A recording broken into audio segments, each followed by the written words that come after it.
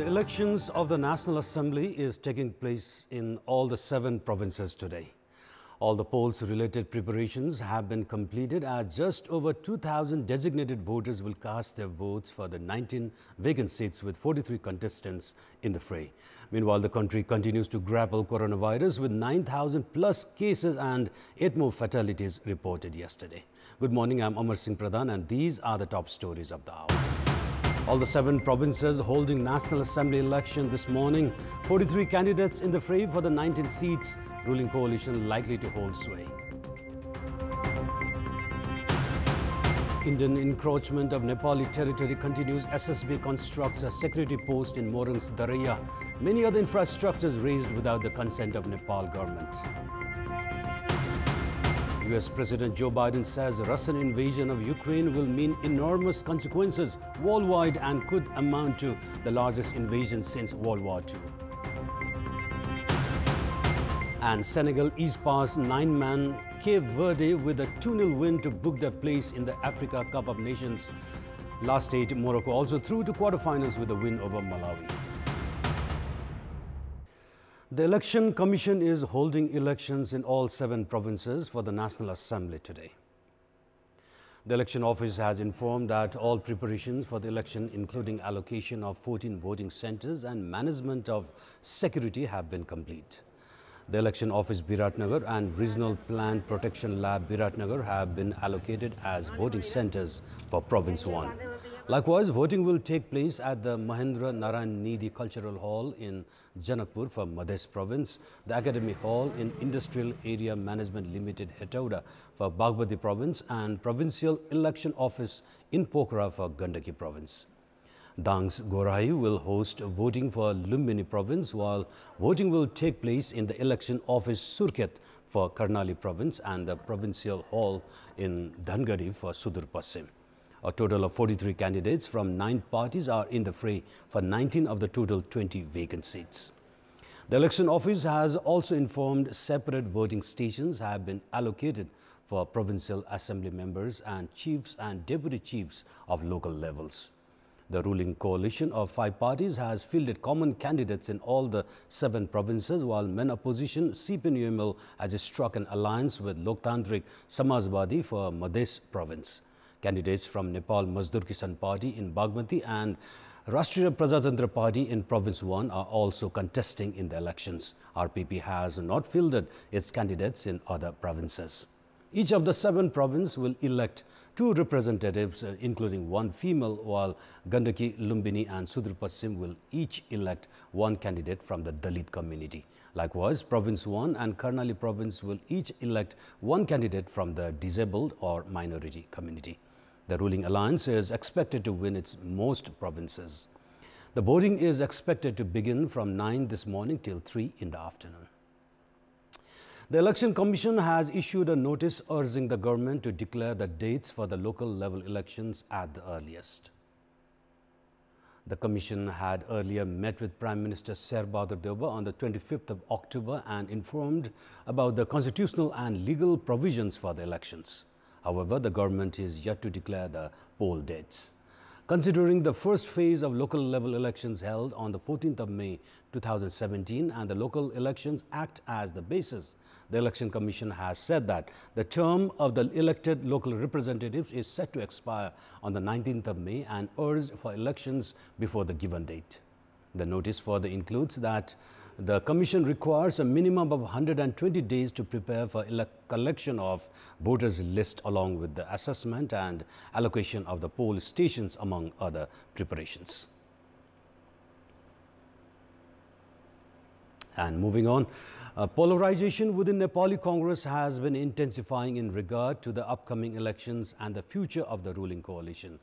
At a time when Party President and Prime Minister Sher Bahadur Deuba's faction has made preparations to delay the elections after consultations with ruling parties, the opposing faction has raised concerns and demanded for polls within mid-May. More in this report.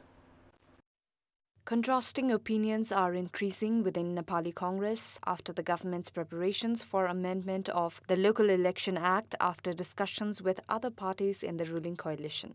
Shekhar Koirala faction of the party has expressed its concerns as party president Deuba is making effort to delay the polls without consultations in the party. They are of the opinion that pushing the periodic elections weakens democracy and could hurt the party. Voices are growing in Nepali Congress for holding local elections by mid-May and holding polls of all three tiers at the same time. However, Deuba faction appears in favor of sustaining the coalition. In their defense, leaders affiliated to party president opine that the act is to be amended as per the constitutional provision. India has been constructing infrastructures along the international border between Nepal and India. The Indian Seema Suraksha Bal has recently built another security post encroaching the Nepali territory near the area of Biratnagar. More in this report. The Indian SSB has constructed the security post in the frontier near Biratnagar Metropolis Ward number 16 without any consultation with Nepal. Prior to this, the government of India had erected electric poles and temples in the frontier. Likewise, Jogbani city administration had also built a public toilet in the frontier. Instead of removing these structures built in the frontier, the government of India has gone a step further and built a security post. Following the protest of the locals, India has shifted the post a bit further. However, the locals still fall in the frontier. The local administration has corresponded with the Araria magistrate in regard to the construction of the security post. According to Morang Chief District Officer Kashiraj Dahal, the administration has made preparations for a detailed study on the construction of the security post. The government of India has been regularly building such infrastructures along the frontier. In absence of any diplomatic effort from the Ministry of Foreign Affairs to resolve this issue, the frontier along Nepal-India border has been continuously encroached by India. 8 more COVID-19 deaths were confirmed yesterday, taking the country's COVID fatalities to 11,667, while 9,432 returned positive through PCR test as 18,103 swab samples were tested. Kathmandu continues to report the highest number of daily infections with 4,875 new cases yesterday. According to the Ministry of Health and Population, there are 88,934 active cases in the country, including 87,117 in home isolation, 245 patients in intensive care units and 44 patients on ventilator support. Nepal has yet again failed in curbing corruption. According to the report issued by the Transparency International yesterday, Nepal has not made any achievement in controlling corruption in the country this year. Nepal has sustained its position in the corruption index from the previous year in the latest report made public by the Transparency International. Based on the survey conducted by the World Bank, the World Economic Forum, Global Insight and the World Justice Project, among 6 organizations, Nepal has received only 33 points out of 100 and is ranked 117th. This means Nepal remains in the same position and has not been able to improve on the corruption index. The ranking means Nepal remains one of the most corrupt nations in the world. In our Public Voice segment, we have asked the local residents in several provinces regarding the failure in curbing corruption in Nepal. Let's take a look at what they have to say.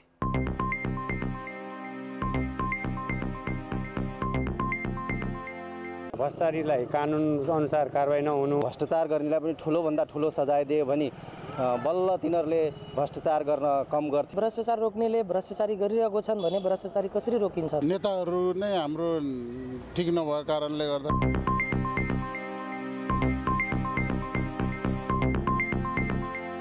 The Central Bureau of Statistics is publishing a preliminary report of the 2078 census today.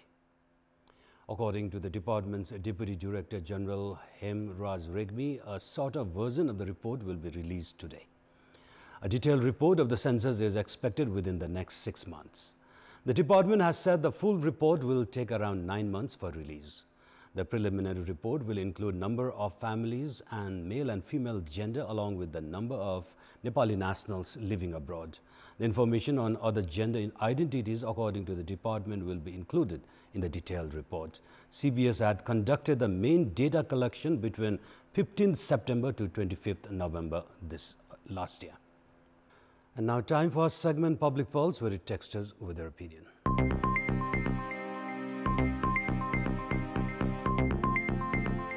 And your question is, what's your take on local level's inability to bring into use health equipment worth millions procured for COVID-19 management?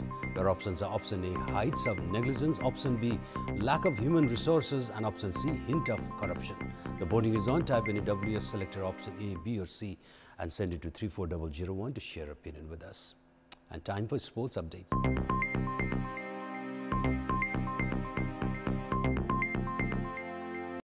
Badminton prodigy Rasila Maharjan has climbed to the 7th position in the world ranking for junior badminton player female category in the list revised by the Badminton World Federation.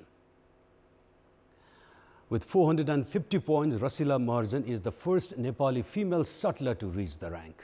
Issuing a press release, the Nepal Badminton Association said Rasila's achievement had encouraged the association to better in future.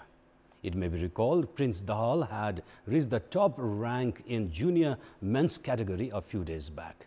These are the biggest achievement for Nepali shuttlers.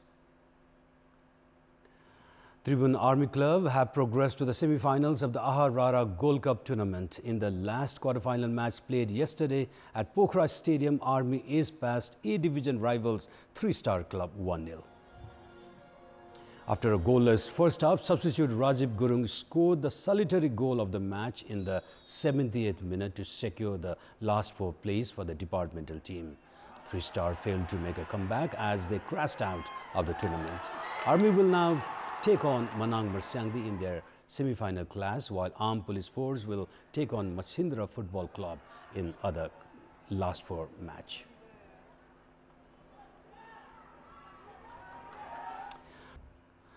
And that's all for the moment. Thank you for watching. Have a great day ahead.